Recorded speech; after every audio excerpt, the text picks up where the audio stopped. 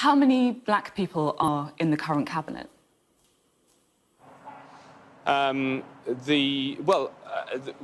a whole series of people from a black and minority ethnic background. The Chancellor of the Exchequer, the Home Secretary, to name but two. I'm just talking about blacks. Actually... Sorry, I'm talking about black people specifically, because I do think it's quite important not to lump everyone from non-white backgrounds together, because obviously Asian people, for example, face prejudice too, but it might be a different prejudice to that faced by black people. 62%, for example, of GCSE pupils from Indian backgrounds got a strong pass in English and maths, 27% to black Caribbean. You're 3 times as likely to be stopped and searched if you're black than if you're Asian. So that's why I was specifically asking about how many black people there are in the current cabinet. The two cabinets I've sat in with Boris Johnson as Prime Minister are the two most diverse cabinets I've ever sat in.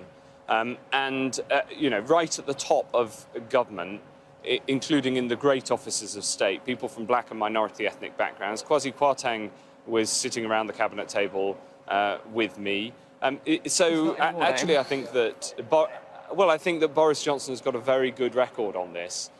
And it brings people in and listens to a diversity of views. And it's diversity of thought that's the really important thing when you're taking those big decisions around the cabinet table. So actually, are you saying then that people from black backgrounds shouldn't really worry that there isn't a single person from a black background at the current cabinet table because you have diversity of thought? No, what I'm saying is that the cabinets, the governments that Boris Johnson leads are some of the most diverse in the history of this country. I just was talking about the Minister for Equalities, Kemi Badenoch, who is taking forward this work. You know, she's joined the government recently and been brought in by Boris Johnson. And it's that diversity of thought is absolutely critical and incredibly important for making good decisions.